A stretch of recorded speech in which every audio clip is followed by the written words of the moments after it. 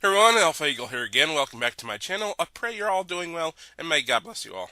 I finally saw Deadpool and Wolverine, and I liked it, so I'm here to give my thoughts on it, and spoilers for anyone who hasn't seen it yet.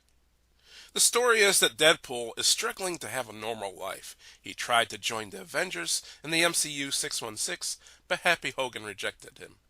He's working with his friend Peter at a used car dealership, but he clearly doesn't enjoy it.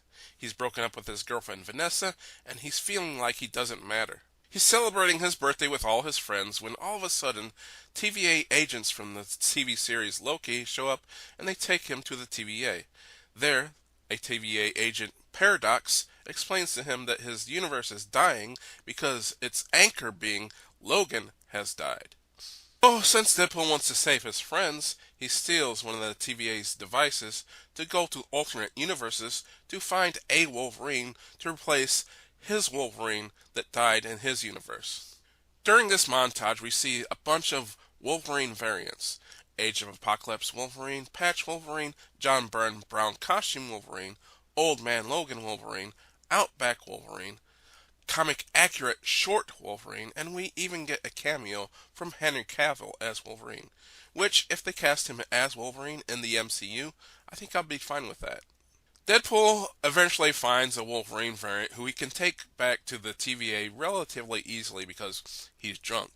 But it turns out that this Wolverine is the worst Wolverine that Deadpool could have picked, since this Wolverine let his X-Men team die. So Paradox sends Deadpool and Wolverine to the Void.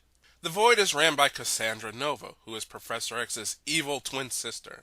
And on the way to Cassandra, we get some cameos from Sabretooth, Toad, Pyro, and a funny cameo from Chris Evans. Not as Captain America, but as Human Torch, who is quickly killed by Cassandra. So Deadpool and Wolverine's only options are to join her, fight her, or get eaten by a giant cloud monster. They try to fight her, they fail, but manage to escape, but only to be lost in the void. They get found by Dogpool and Icepool, who help them out, and they learn that there are a lot of Deadpool variants in the void. Nicepool gives them a car, which Deadpool hates, since it's the car from the dealership that he couldn't sell. They're on the road for a while, when Deadpool reveals that his plan to save his universe is just what Deadpool calls an educated wish. This angers Wolverine, and they get into a pretty epic fight in the car. And since they both can heal, it only ends when both are exhausted. Next day they are found by another group of variants who are a resistant group against Cassandra Nova. This group consists of Elektra, Blade, Gambit, and X-23. These are the best cameos in the movie since they actually matter to the story. Blade is probably my favorite because, as he says later on, he's the only Blade, which put a smile on my face. I like Channing Tatum as Gambit. For the most part, I liked the comic-accurate costume, except the cowl made his face look round and fat. And with his Cajun accent, he's hard to understand, but that's done on purpose as a joke. Elektra doesn't do much in this movie, but at least Jennifer Garner looked hot. I don't like the movie version of X-23 that much since I hated Logan, but she convinces Wolverine to join the team and gives him the motivation to fight. Deadpool is motivated by love for his friends, and now Wolverine finally has someone to fight for in X-23. The plan is to take the Juggernaut's helmet, put it on Cassandra Nova, and force her to send them to Deadpool's universe.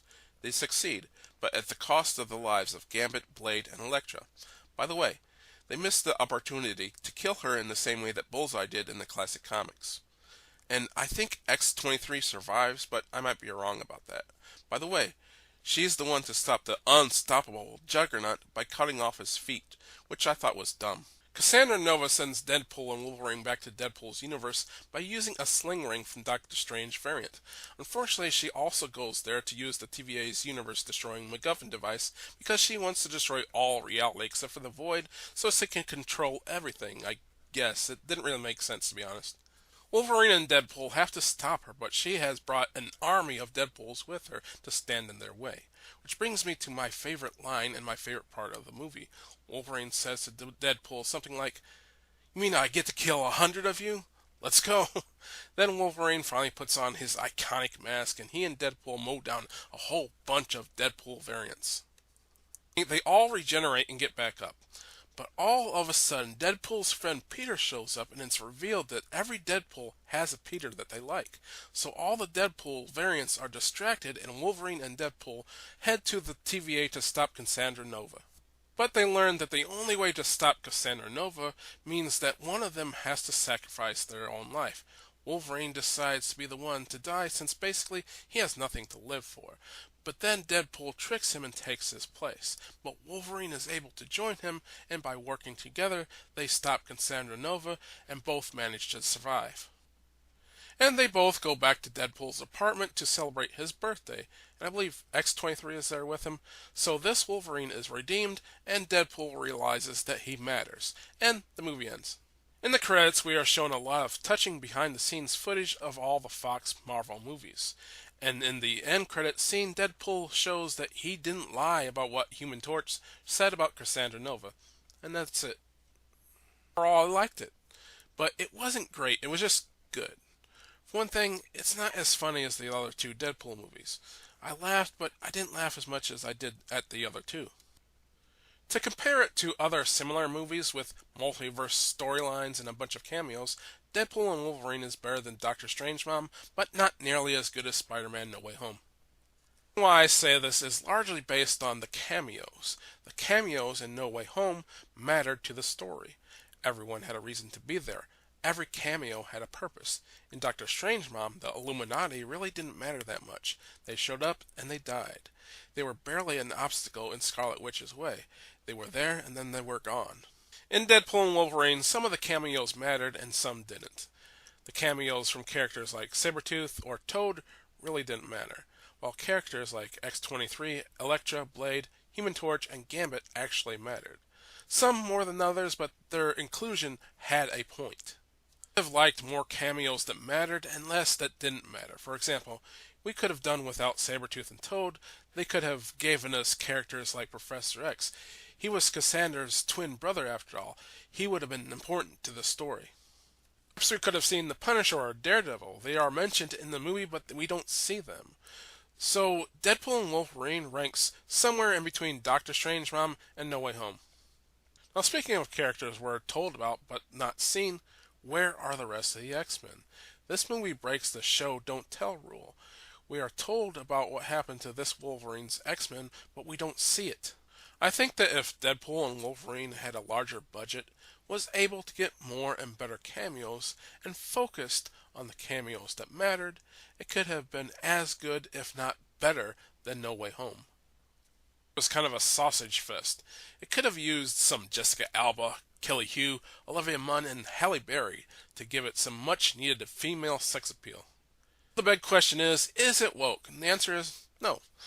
This was two straight white males saving the universe, and I know some people will claim that Deadpool is pansexual or whatever, but all the gay jokes he made were just that, jokes. He does that stuff to mess with people.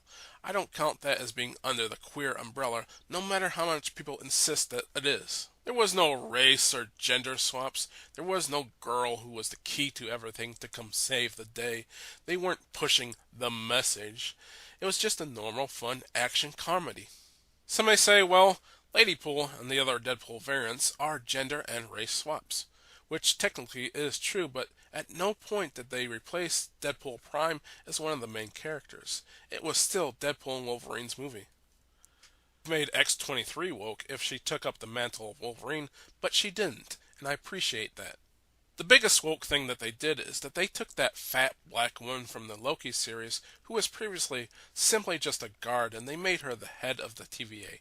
That was stupid. But otherwise, I would say that this movie is devoid of wokeness. Now, from what I hear, this movie is doing very well financially. Now, does this mean that Hollywood would learn from this and go back to giving us movies in which straight white men save the day and are devoid of the message? Probably not. But at least we have a break from all the woke nonsense in this movie. That's about it for my review of Deadpool and Wolverine. I'm Alpha Eagle. God bless you for watching. God bless America. And I pray that Hollywood gets back to making normal movies like this again.